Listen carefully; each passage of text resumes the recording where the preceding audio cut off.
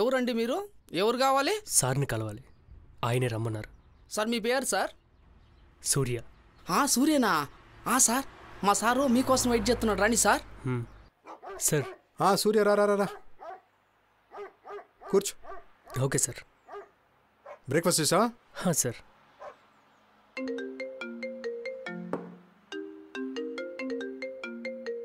One minute. Raju, ఆ cubic trailer పంపించాలి కదా, ఆ ఎడిటర్కి రెండరింగ్ పెట్టమని చెప్పు.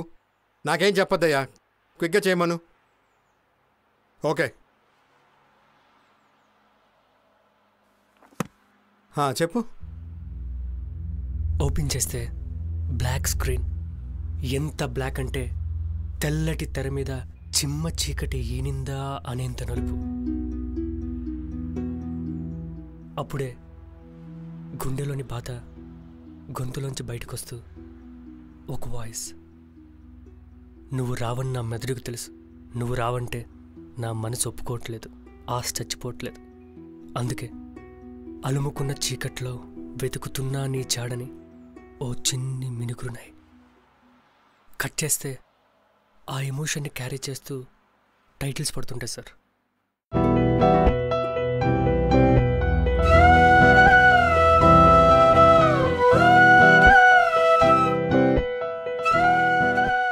ఒక అందమైన పల్లెటూరు,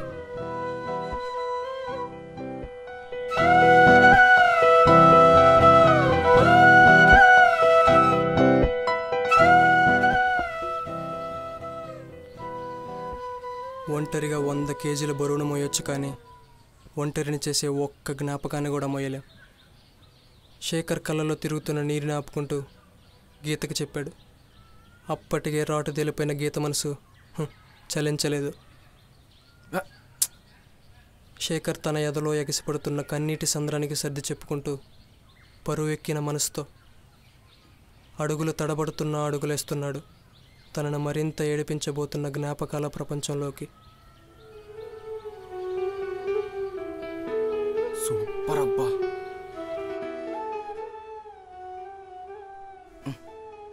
కథలు భలే రాస్తున్నావురా.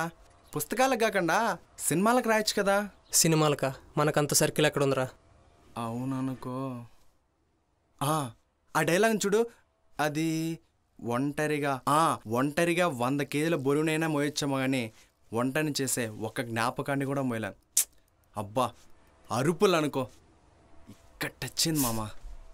అయినా పొగరబోత మీద భలే రాసావురా. మనం చూస్తే చుట్టుపక్కల చాలా కథలు ఉంటాయంటుంటాం. ఈ కథ ఎవరిది? ఆ అమ్మాయి ఎవరు? తను నువ్వు కూడా చూస్తావా? ఎక్కడా?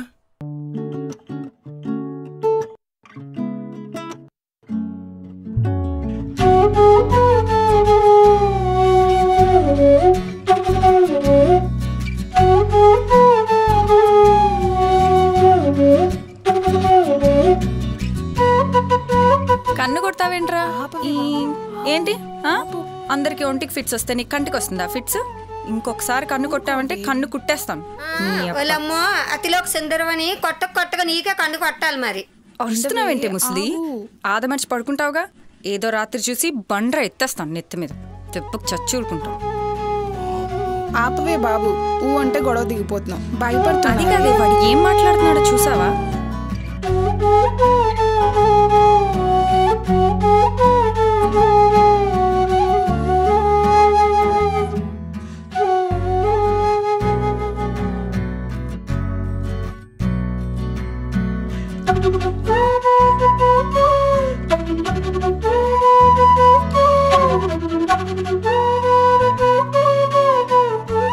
మరి అంత వర్రగా ఉందంట్రా.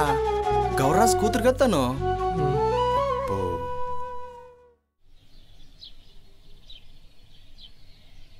కాలేజ్ అయిందా చెప్తాను.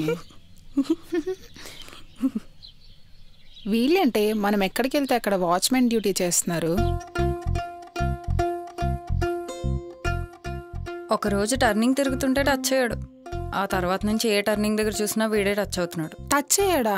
నువ్వు ఊరుకున్నావా? ఎవడు ఊరుకుంటాడు? లెఫ్ట్ అండ్ రైట్ గట్టిగానే ఇచ్చాను. అయినా తిరుగుతున్నాడా? తిరుగుతాడు. ఏదో రోజు ఆదమరిచి నిద్రపోకపోతాడో వాడి నెత్తిని బండ ఎక్కిపోతాను. అమ్మా తల్లి, ఆ బండరాయి కాన్సెప్ట్ ఎక్కడ కనిపెట్టావే బాబు? హాయ్. హాయా? హాయ్ ఏంటి? నన్ను హాయ్ అంటావా? హాయ్ అంటావా నన్ను? మీకు బీపీ ఉందని తెలుసండి. మరీ కారం ఎక్కువ తినకండి. ముందు వినండి. చెప్పు. ఏంటి? ఏం చెప్తావు? చెప్పు చెప్పు. ఏంటి? చెప్పే ధైర్యం లేకపోతే ప్రేమించకూడదు, కానీ నాకు ఆ ధైర్యం ఉంది. ఏం మాట్లాడుతున్నాడే? లవ్ చేస్తున్నానని చెప్తున్నాడే. నీ ఏం ఏం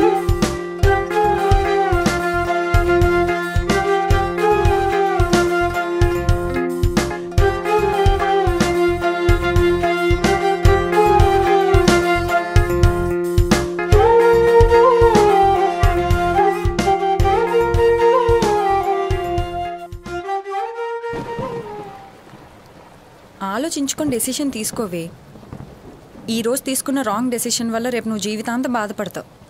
అర్థమైందా? బాగా ఆలోచించుకో. ఓకేనా? ఒక్క నిమిషం ఉండవే, నీకు మళ్ళీ ఫోన్ చేస్తాను. పెట్టే. ఆదమరి చెప్పుడు పడుకోవా నువ్వు? మరీ అంత కుంభకర్లా నిద్రపోనండి.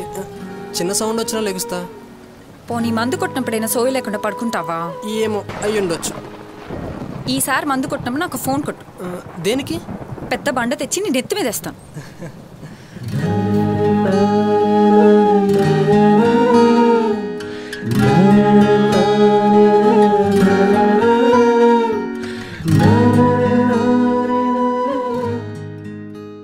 అమ్మయ్యా, ఈరోజు ఈ టెర్రరిస్టులు రాలేదే. అబ్బా ఎంత హాయ్. తను వచ్చింది. ఆగు మామ, ఈరోజు ఎలా సరే తినేసలే. వీళ్ళకి వేరే పనేం లేదంటే. ఆగే, నేను కనుక్కుని వస్తాను వాళ్ళకి ఏం పని ఉందో. ఓయ్ ఆగవే, వస్తాను. ఏంటి, సిన్సియరా? అవునండి.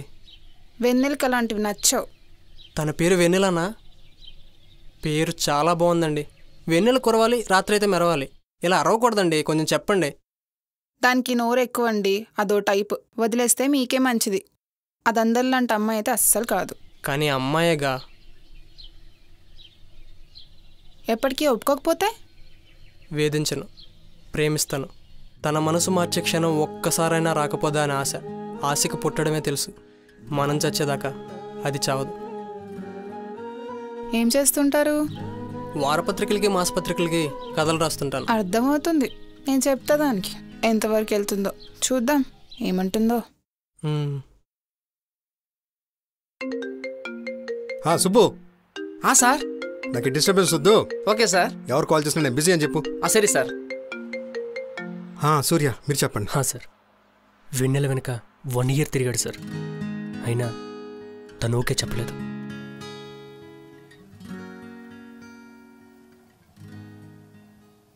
పాప మా అబ్బాయి 1 year నుంచి తిరుగుతున్నాడే, సిన్సియర్ అనుకుంటా. ఇంకో 1 year తిరగని అయితే నాకేంటి? ఇంకో 1 year విసుగొచ్చి తిరగడం మానేస్తాడేమో, చూసుకో.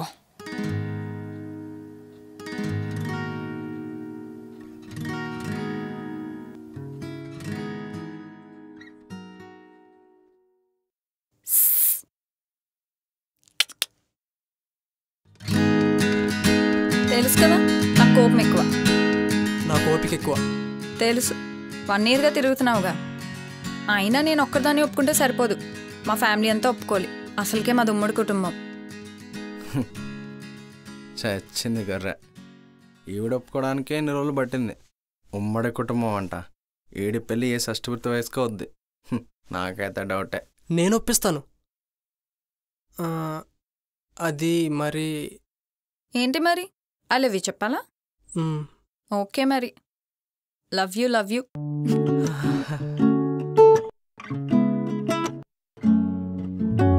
చారడేసి కల్లా పిల్లని వల్ల సింధులాడేరే నా తనువేయాల. ఓరకట్ట నన్ను చూసి ఒక్క చిన్న నవ్వు నవ్వినావే. అనుకోకుండా నీవే నా దారిని మళ్ళించావే. నీ తెగువకు నా జోహారే ఓ వెన్నెలా, సిరివెన్నెలా. హరి సరదాకైనా నీవే సరిలే అంటే అది చాలే ఓ వెన్నెలా. నీకు భయం ఎక్కువ కదా? సిరి వెన్నెలా. ఓయ్ ఎవరికి భయం? నేనంటేనే ఊర్లో అందరికీ భయం. ఆహా, అలా కాదు. మామూలు ధైర్యవంతులైతే మెలకుగా ఉన్నప్పుడు బండేస్తానంటారు. నువ్వు పడుకున్నప్పుడు వేస్తానంటావు కదా. అందుకే నువ్వు పిరిగిదానివే. నేనేం పెరిగేదాన్ని కాదు. ఆహా, అవునా?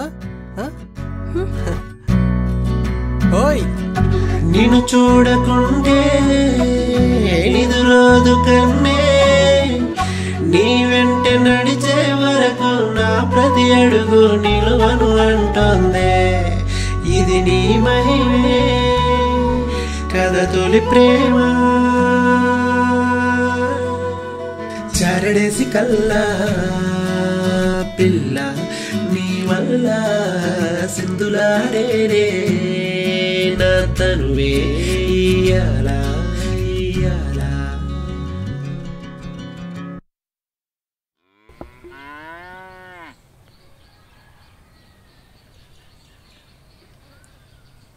ఇంత చిన్నిల్లా? రేపు మనం పెళ్ళయ్యాక ఇదే ఇంట్లో ఉండాలా? మాకు సొంతం అంటే ఇదే ఉంది మరి. ఆస్తులు అవి ఆస్తులా? అప్పులున్నాయి. నాన్నగారు చనిపోయే ముందు ఆరోగ్యం అస్సలు బాగాలేదు. అప్పుడు చేసిన అప్పులే ఇంకా కడుతున్నాం. అమ్మ మిల్లులో పనిచేస్తుంది, నేను ఒక పక్క పొలం చేస్తూ నచ్చిన కథలు రాస్తూ ఉన్నాను. బాగానే చదువుకున్నావుగా, ఏదైనా జాబ్ చేసుకోవచ్చు కదా. అక్షరం అక్షరాన్ని పేర్చి పదంగా మార్చేటప్పుడు ఉండే తృప్తి, అది విని 10 మంది చప్పట్లు కొట్టేటప్పుడు ఉండే తృప్తి 10,000 రూపాయలకు పనిచేసినప్పుడు నాకు ఖచ్చితంగా ఉండదు. ఏదో రోజు నేను రాసే ఈ అక్షరాలే 10 మందికి గొప్పగా పరిచయం చేస్తాయని నేను బలంగా నమ్ముతున్నా. Well set. Thank you. సడన్గా ఆదిత్యని వెన్నెల కలవడం మానేసింది సార్. ఏ తనకేమైనా అయిందా? అదే ఆదిత్య అందరినీ అడిగాడు సార్. తను ఊర్లోనే లేదన్నారు. ఎవరిని అడిగినా ఒకే మాట, తెలీదు తెలీదు.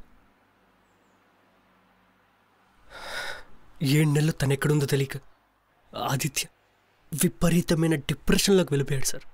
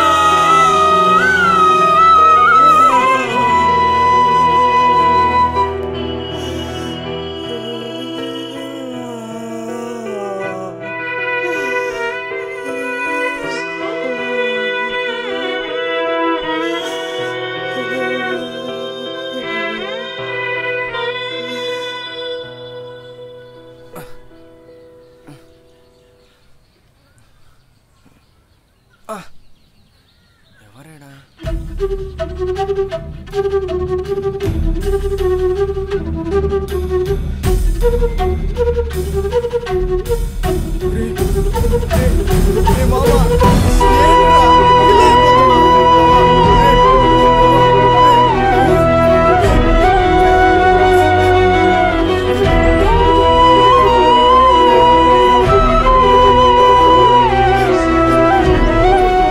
చాలా గొప్పడు అందరూ చెప్పాడు.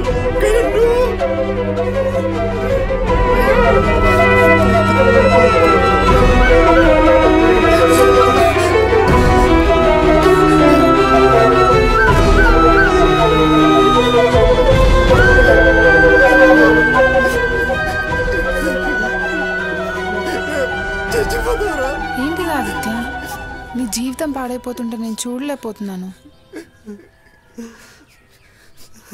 అసలు నీకు చెప్పకూడదు అనుకున్నాను, కానీ ఇంతవరకు వచ్చింది కాబట్టి చెప్తున్నా. నువ్వు అది తిరగడం వాళ్ళ నాన్న చూశారంట.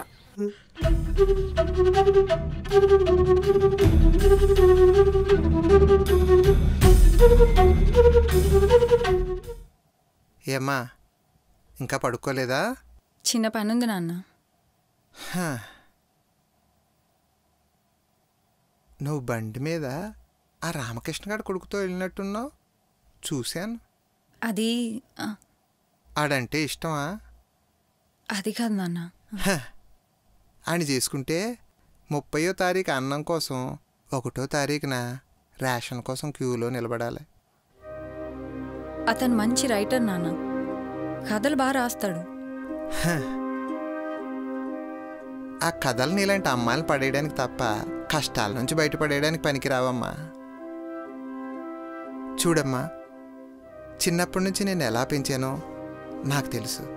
వాళ్ళు ఇల్లు ఎప్పుడైనా చూసావా? మన వంటగది అంత ఉంటుంది. ఆయన బాగానే చదువుకున్నాడు కదమ్మా, ఏదైనా ఉద్యోగం చేసుకోవచ్చుగా. లేదు, ఈ పిచ్చిరాతలేవో మానేసి నీకోసం ఇంచక్క ఉద్యోగం చేయొచ్చుగా. అబ్బే ఎనరు, అందుకే వాళ్ళు అలా ఏడుస్తున్నారు. బంధాలైనా వ్యాపారాలైనా పెట్టుకునేది భవిష్యత్తు బాగుండాలని. అది ఎక్కడుంది అక్కడ? ఇదేదో మిమ్మల్ని ఎడగొట్టేద్దామని కాదు, పెళ్ళైన తర్వాత నీ భవిష్యత్తు బాగుండాలి అని. ప్రేమలో ఉన్నంతసేపు నీ కాడు ఆడికి నువ్వు తప్ప ఈ ప్రపంచమే కనపడదు. అదే పెళ్ళైన తర్వాత ప్రేమనే మబ్బులు ఇడిపోయి కష్టాలనే ప్రపంచం కనపడుతుంది. తట్టుకోలేవు. ఓ పాల ఆలోచించు.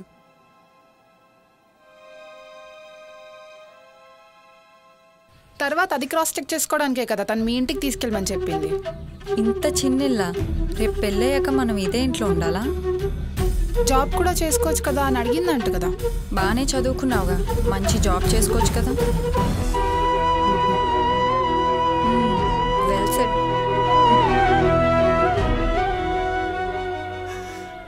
వెన్నెల అలాంటిది కాదు, వెన్నెల మంచిదే. వాళ్ళ నాన్న భయపెట్టి పంపేసి ఉంటాడు. నోర్మీవై, అన్నీ నీకే తెలిసినట్టు మాట్లాడతావు. అది నీ గురించి వచ్చి నా దగ్గర ఏం చెప్పిందో తెలిస్తే తూ నమ్మేస్తావు. నాకు ఆదిత్యకి సెట్ అవుదే. అదేంటే అలా అంటున్నావు? మొన్న వాళ్ళ ఇంటికి వెళ్ళాను. అదే ఇంట్లో జీవితాంతం బ్రతకాలన్న ఆలోచనే చాలా భయంకరంగా ఉంది. ఇన్నాళ్ళు కలిసి తిరిగాక తప్పే. పాపం అతను ఏమైపోతాడు? అతను ఏమైపోతే నాకేం, నేను బాగుండాలి. వాళ్ళకేంటి, లేబర్ వాళ్ళు ఏదోలా బతికేస్తారు. నా వల్ల కాదు. ప్రేమించాం కదా అని భరించాలంటే. మరి ఇప్పుడు ఏం చేద్దాం అనుకుంటున్నావు? సైలెంట్గా జాబ్ ట్రయల్స్కి బెంగళూరు చెక్కేస్తా. Matter close. తన మాటలు వింటుంటే అమ్మాయి నాకే అసహ్యం అనిపించింది. అయ్యా సారు, ఇప్పుడు చూడండి, దిమ్మ తిరిగి బొమ్మ కనపడిందా? అమ్మాయిలతో పెట్టుకోవద్దు మామా, ఆవిరైపోతావు మామా. ఏడ్చొద్దు మామా. నువ్వు ఎప్పటికైనా గొప్పడై చూపి మామా, అప్పుడే లంచప్పుడు సిగ్గు వస్తుంది.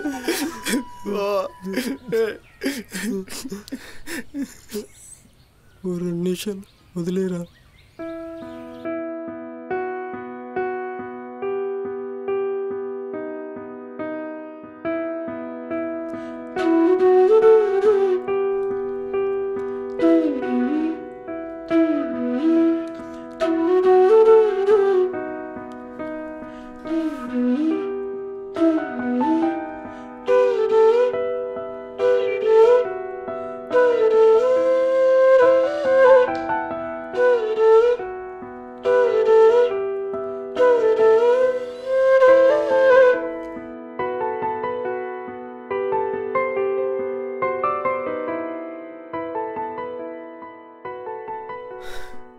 రెండేళ్ళవుతున్నా తనకి తన ఫోను కలవలేదు, తను కలవలేదు.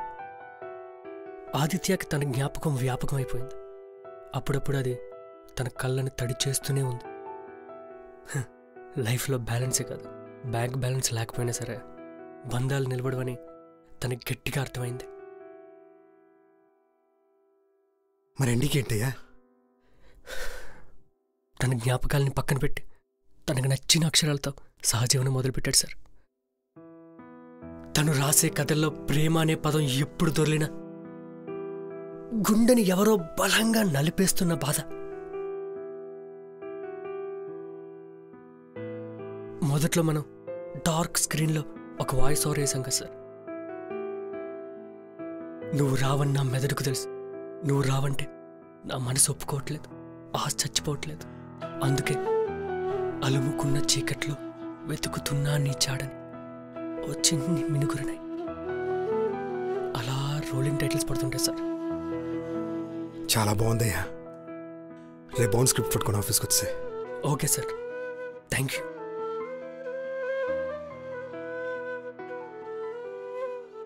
సూర్య, నీ జీవితాన్నే కథగా చెప్పినట్టు చాలా బాగా చెప్పావయ్యా. ఇది కథ కాదు సార్, నా జీవితం.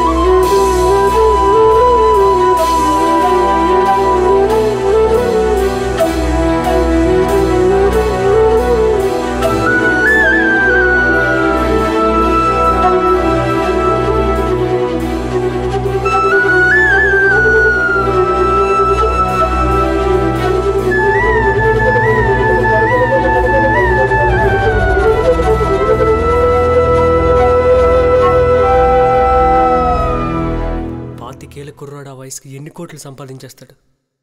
వాటితో జీవితం గొప్పగా కనపడడానికి మహా అయితే అప్పుడే బతకడం మొదలుపెట్టి ఉంటాడు. అయినా ఆ వయసులో చూడాల్సింది ధనం కాదు, గుణం.